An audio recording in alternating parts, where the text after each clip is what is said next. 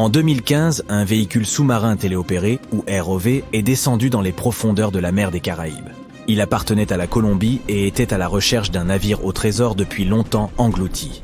À une profondeur de 2700 mètres, les opérateurs ont pu distinguer leur objectif. Un galion espagnol, le San José, coulé en 1708. La rumeur voulait que le navire ait transporté pour 200 tonnes de richesses à son bord. Et pendant plus de 3 siècles, personne n'a su où il gisait exactement. Et oui, au XXIe siècle, on retrouve encore des galions perdus. Selon l'UNESCO, il y aurait 3 millions d'épaves encore non découvertes au fond des océans, lacs et rivières de notre planète. Mais toutes ne sont pas des bateaux au trésor.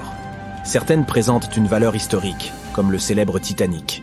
D'autres fascinent les historiens en raison de leur emplacement. Pourrais-tu imaginer un naufrage dans les champs de maïs du Kansas? C'est là qu'un bateau à vapeur, l'Arabia, a coulé au milieu des années 1800. Il naviguait autrefois sur le puissant fleuve Missouri. Mais à cause du déplacement des sables, son épave s'est retrouvée à 1 kilomètre de l'actuel lit du fleuve. Au moins, le navire et sa cargaison ont pu être récupérés. Ce n'est pas toujours le cas pour d'autres épaves autrement plus lucratives. L'une des épaves les plus anciennes et que les chercheurs n'ont toujours pas retrouvée est celle du Flor de la Mar, qui se traduit par la fleur de la mer en portugais. Ce vaisseau a sombré en 1511, quelque part près de l'île de Sumatra, dans l'actuelle Indonésie. Il appartenait au royaume du Portugal et il s'agissait d'une caraque. Ce navire de haute mer était idéaux pour la navigation intercontinentale et parcourait fréquemment la route entre l'Europe et les Indes. Lors de son dernier voyage, le Flor de la Mar avait levé l'ancre de Malacca, dans l'actuelle Malaisie. Mais une tempête l'a empêché d'aller plus loin. La plupart des 400 membres de l'équipage du navire ont péri. Mais qu'est-il advenu de la fortune que transportait le Flor de Mar? Après tout, il s'agissait de l'un des plus grands trésors jamais amassés par les Portugais. Selon les estimations, le butin se serait élevé à plus de 2 milliards de dollars ramenés au cours d'aujourd'hui. Certains affirment que les propriétaires du navire auraient récupéré une grande partie de ces pièces d'or, d'argent et de cuivre. D'autres sources affirment que le trésor aurait terminé dans les sédiments du fond marin. Quoi qu'il en soit, il est peu probable que ce prodigieux pactole enrichisse un jour quiconque. L'histoire du navire implique qu'au moins 3 pays du monde peuvent le revendiquer. L'Indonésie, la Malaisie et le Portugal. L'affrètement d'une mission de sauvetage n'est pas si bon marché de nos jours, et l'explorateur qui retrouverait ce navire aurait du mal à rentrer dans ses frais. Alors, cherchons plutôt d'autres épaves. Le Merchant Royal, par exemple. Et oui, cela ressemble au titre d'un jeu auquel tu jouerais sur ton téléphone. Mais il s'agit bien d'un vrai navire. C'est un vaisseau anglais qui a sombré non loin de son port d'attache en 1641. Il a coulé au large des îles Scilly, qui se trouvent dans le comté de Cornouailles, en Angleterre. Ce naufrage est dû à de mauvaises réparations. Sa coque a commencé à fuir, et une quantité excessive d'eau de mer s'est tout simplement infiltrée dans le Merchant Royal. Et comme si cela ne suffisait pas, le très serviable capitaine de notre navire avait proposé d'embarquer la cargaison supplémentaire d'un autre bateau qui avait brûlé. Ce poids additionnel signifiait que le navire n'aurait aucune chance d'atteindre sa destination d'Anvers, en Belgique, car il était déjà chargé d'argent et d'or. Tant d'or, à vrai dire, que l'on a baptisé son épave l'Eldorado des mers. Et puis, en 2007, une véritable percée a eu lieu. Une société privée de renflouement pensait avoir localisé le navire, mais son butin les a déçus. Il ne s'agissait là que de la moitié de l'argent qu'ils s'attendaient à y trouver. Il s'est avéré qu'ils avaient en fait découvert un autre navire. Un vaisseau espagnol qui avait coulé plus d'1 siècle et demi après le galion anglais. Alors, quel trésor s'attendait-il à empocher à la base? Eh bien, plus d'1 million de dollars en monnaie d'aujourd'hui. C'est l'heure d'un petit quiz sur l'histoire. Peux-tu citer les 3 célèbres navires de l'expédition de Christophe Colomb? Oui, il y a eu la Niña, puis la Pinta. Et quel était le 3e? La bonne réponse est la Santa Maria. Et c'est le seul navire qui ne soit jamais revenu du Nouveau Monde. Le navire amiral de la flotte était 2 fois plus grand que les 2 autres.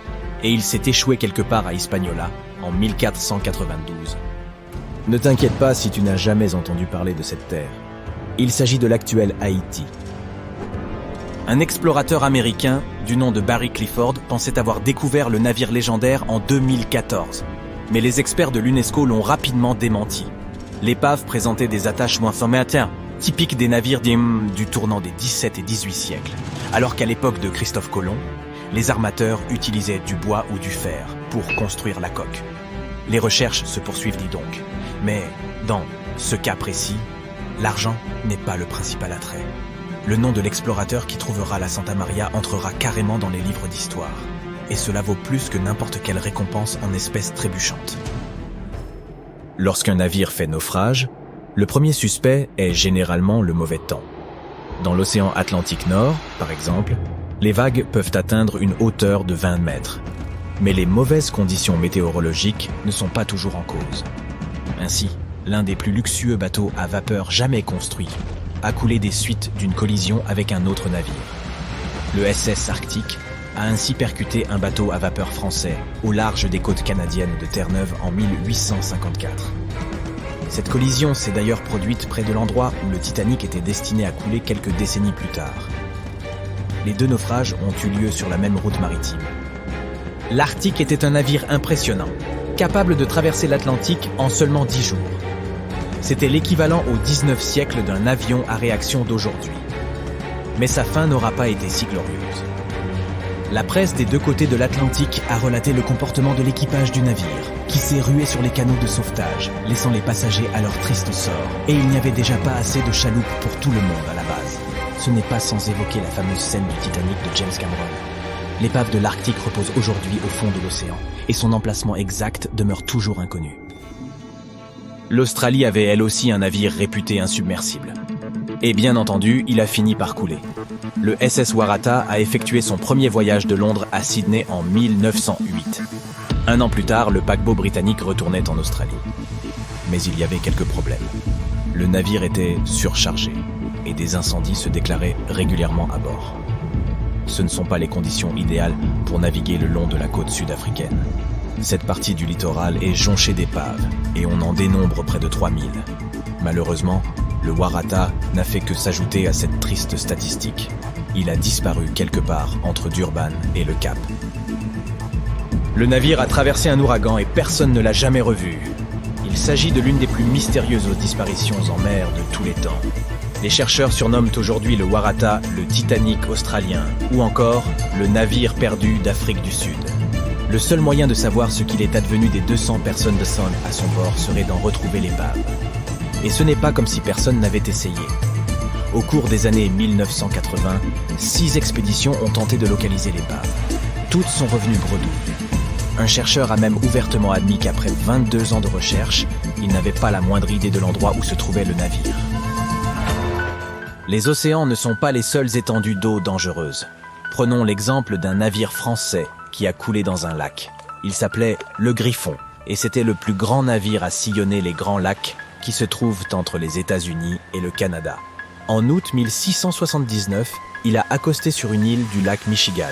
Le navire et son équipage étaient en mission commerciale auprès des tribus indiennes locales. Après avoir chargé leurs cales de peau et de fourrure, ils ont mis le cap sur Green Bay. Les fans de la NFL savent probablement où se trouve cette ville. Mais le navire a été pris dans une tempête et n'est jamais parvenu à destination. C'est là que commence la partie mystérieuse de notre histoire. On pourrait penser qu'il est plutôt facile de retrouver une épave au fond d'un lac. La profondeur moyenne du lac Michigan est de près de 85 mètres. Compare cela à la profondeur moyenne des océans de notre planète, qui est de 3700 mètres. Mais en dépit de ces chiffres, personne n'a été capable de localiser l'épave depuis plus de 300 ans. Le Griffon est devenu la baleine blanche des chasseurs d'épaves locaux.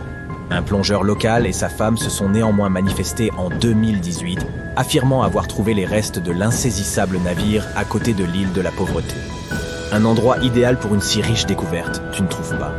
Mais les experts en la matière n'ont toujours pas été en mesure de confirmer les dires du couple.